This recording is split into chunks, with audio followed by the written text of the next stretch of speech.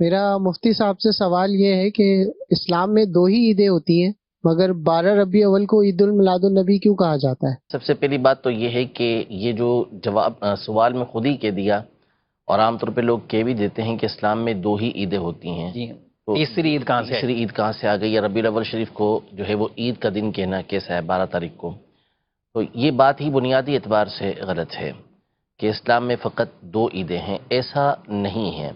دو عیدیں اصل میں یہ ان دو دنوں کے بدلے ہمیں عطا ہوئی ہیں کہ جو زمانہ جاہلیت میں کفار کا ایک طریقہ کار تھا کہ وہ 2 دن جمع ہوتے تھے سال میں، اور اس میں کھیل کود وغیرہ کرتے تھے۔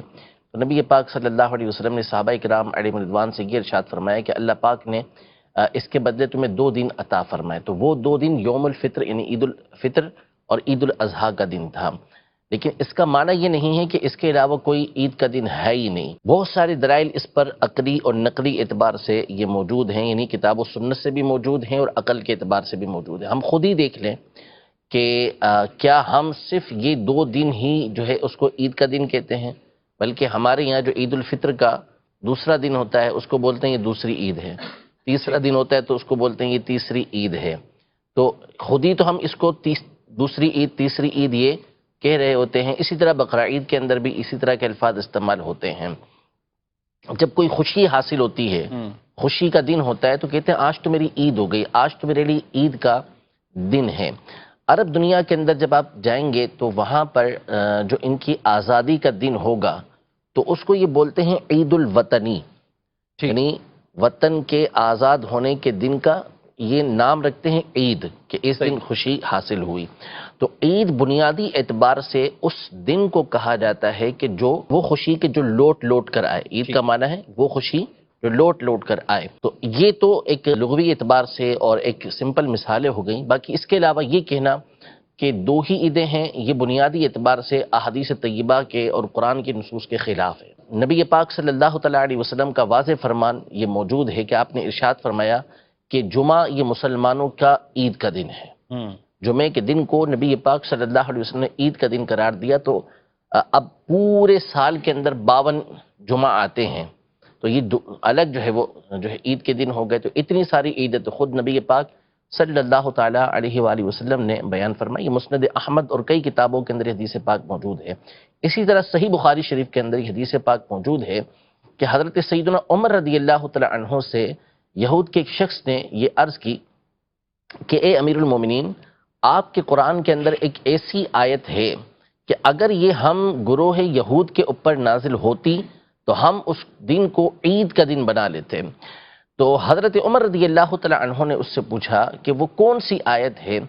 تو انہوں نے بتایا کہ الیوم اکملت لکم دینکم اتممت علیکم نعمتی ورضیت لکم الاسلام دینا، کہ آج کے دن میں نے تمہارے لیے تمہارے دین کو مکمل کر دیا، تم پر اپنی نعمت کو تمام کر دیا، اور تمہارے لیے اسلام کو بطور دین پسند کیا۔ کہ یہ آیت مبارکہ۔ تو حضرت عمر رضی اللہ تعالیٰ عنہ نے یہ ارشاد فرمایا کہ ہم اس دن کو بھی جانتے ہیں کہ کب یہ نبی پاک صلی اللہ علیہ وسلم پر نازل ہوئی، اور ہم یہ جانتے ہیں کہ نبی پاک صلی اللہ علیہ وسلم اس وقت کہاں موجود تھے۔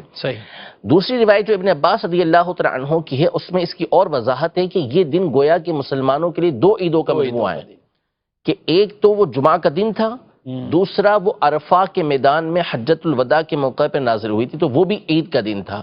تو حضرت عمر رضی اللہ تعالیٰ عنہ نے اپنے اس جملے کے ذریعے بتایا کہ یہ آلریڈی ہمارے لیے 2 عیدیں موجود ہیں، کہ ایک تو 9 تاریخ کو حج کا دن ہے تو وہ ویسے عید کا دن ہو گیا، یہ 10 تاریخ سے پہلے کی عید بن گئی، اور ایک جمعہ کا دن ہے وہ بھی ہماری عید کا دن ہے۔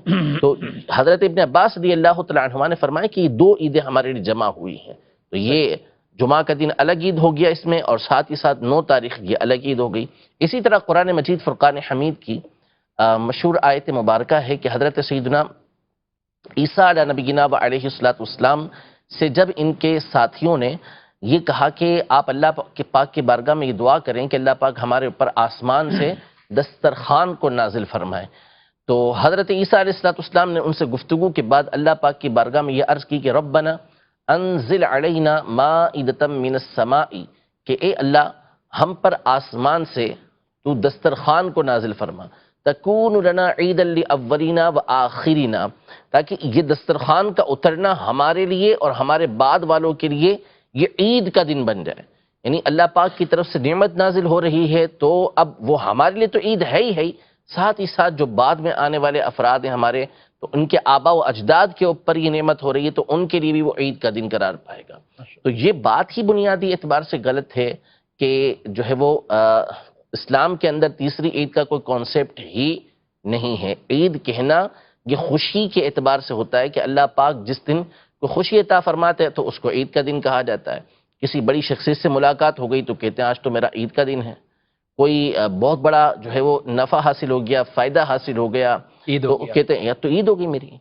تو یہ عام لفظ ہے، کہا جا سکتا ہے، اس میں کوئی اشکال، یعنی اگر عقل سے کام لیں گے اور قرآن و سنت کو دیکھیں گے تو اس میں کسی طرح کا کوئی حرج نہیں ہے۔ اور اس کو کوئی شرعی عید بھی نہیں کہا جاتا کہ جو باقاعدہ جس کے اندر، اچھا پھر یہی ہوتا ہے نا، اس میں پھر نماز کیوں نہیں ہے؟ عید ہے تو نماز کیوں نہیں؟ یہ کوئی شرط ہی نہیں ہے کہ جو عید ہوگی اس کے لیے نماز شرط ہوگی، تو یہ تو اللہ کی رحمت ہے اور اللہ پاک جس کے لیے جو چاہے مقرر کر دے۔ تو بہت بڑی عید اللہ پاک نے عطا فرمائی اور اس دن عید کا حکم بھی نماز پڑھنے کا حکم بھی نہیں دیا کہ عید کی نماز اس کے اندر پڑھی جائے۔ تو جمعہ بھی تو ہے، جمعے میں جمعے کی نماز پڑھی جمعے کی نماز پڑھی جاتی ہے، جو عام روٹین کے دن ہوں گے اس کے اندر جو ہے وہ 5 نمازیں پڑھی جاتی ہیں۔ 14 اگست کو کوئی کہے کہ بھائی آج کے دن کیوں نماز نہیں ہو رہی، کہ اللہ پاک نے اتنی بڑی نعمت عطا کی ہے وطن کی، تو عید کا دن ہے، عید الوطنی ہے، تو ان سے پوچھا جائے کہ اب عید الوطنی منا رہے ہیں، عرب شریف کے کسی شخص سے کہہ دیا جائے کہ بھائی عید الوطنی منا رہے تو اس کی نماز کب پڑھیں گے، وہ کیا بولے گا؟